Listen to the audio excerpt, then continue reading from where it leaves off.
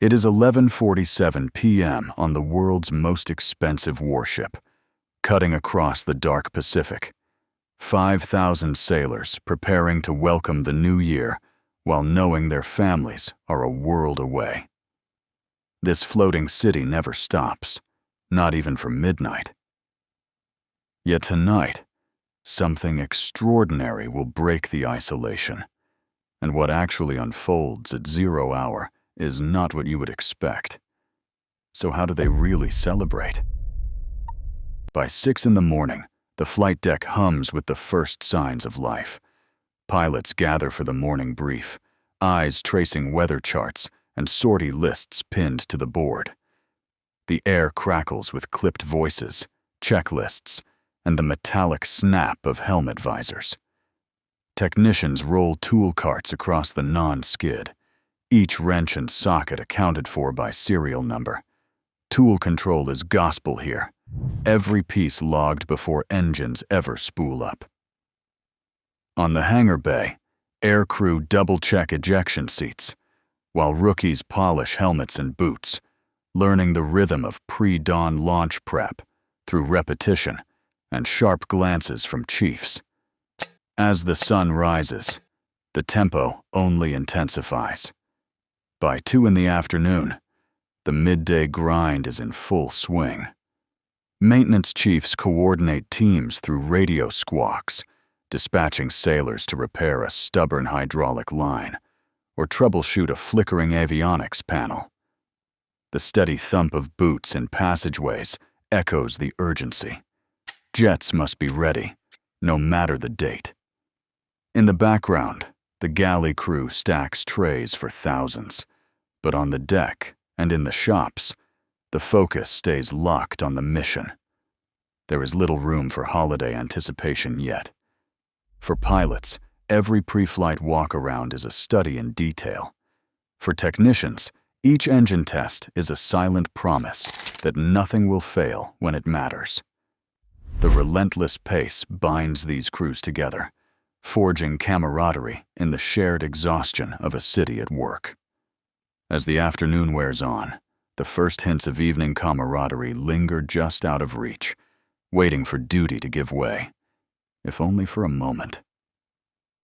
By 6 p.m., the workday's intensity gives way to a rare pause. In narrow berthing spaces, rookies sit on their racks, envelopes in hand, reading letters from home for the 3rd or 4th time. The hum of machinery softens behind closed hatches, replaced by the rustle of paper and the low voices of friends swapping stories about family traditions. They are missing this year.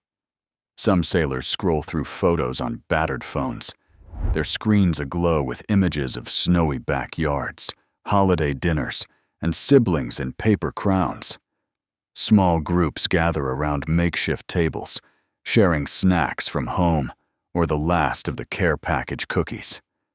A senior petty officer drops by, offering quiet encouragement to a new recruit who has never spent a holiday away before. Laughter comes easier in these corners, where the pressure of the flight deck feels distant and time seems to slow. A few write replies, pressing pen to paper in the ship's gentle sway, careful to avoid smudging ink on the sheets that will soon cross oceans. The mailroom's nightly run is still hours off, but the ritual of writing connects them to lives paused thousands of miles away. As the evening deepens, anticipation lingers in the air. There is talk of what the galley might serve, rumors of a special dessert, and guesses about how the ship will mark midnight.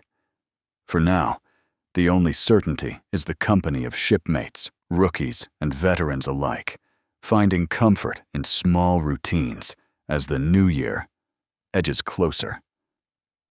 Below decks, the galley chief stands at the center of a controlled storm. Ovens cycle non-stop, churning out rows of sheet cakes and trays of cookies destined for 5,000 plates. 150 cooks and 100 food service attendants move in practiced lines, portioning mashed potatoes from steam kettles, big enough to swallow a person. Holiday meal prep began days ago. Turkeys thawed in cold storage, hams glazed and stacked, pies cooling on racks, all timed to hit 3 separate meal shifts and midnight rations. Every tray, every serving, is a small act of care in a place that rarely slows. In a cramped server room, the IT lead monitors the ship's precious satellite bandwidth. Calls home are rationed by sign-up sheets and watch rotations, each sailor hoping for a clear connection.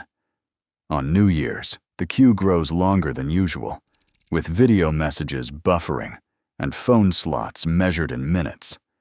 Mission data always takes priority, so personal calls can drop without warning.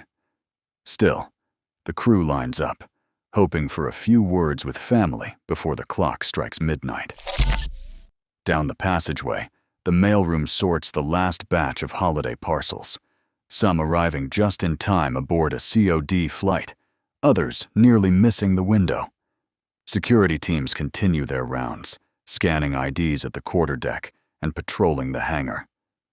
In the bowels of the ship, reactor and engineering watches keep the carrier's heartbeat steady, a reminder that celebration here is always balanced against the demands of a floating city.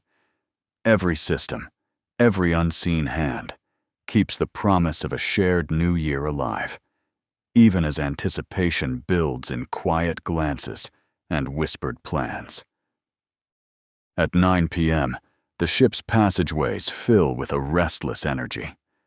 Hundreds of sailors drift toward the mess decks, their voices echoing off steel bulkheads as storm clouds gather outside. The ocean's motion grows unpredictable. Waves slap against the hull, sending a low rumble through the decks. Decorations hang above tables, but the air is thick with anticipation, not celebration. By 10 p.m., groups cluster in corners, trading stories and nervously glancing at the clock.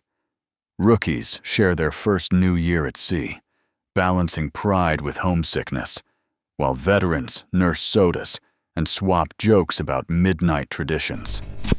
Elsewhere, isolated watchstanders keep a vigil in dimly lit spaces, eyes fixed on glowing screens and radar scopes. Their world is measured in blips and numbers, not laughter. The one MC intercom crackles with routine announcements, a reminder that the ship's heartbeat never slows. As 11:45 p.m. approaches, the tension sharpens. Storm winds rattle hatches, and the rolling sea makes every step uncertain. In the mess, the crowd grows louder, counting down the minutes. Alone at their stations, watchstanders mark time in silence. The distance between duty and celebration is felt most acutely in these final moments before midnight. The final seconds before midnight on the ship arrive in a surge of noise.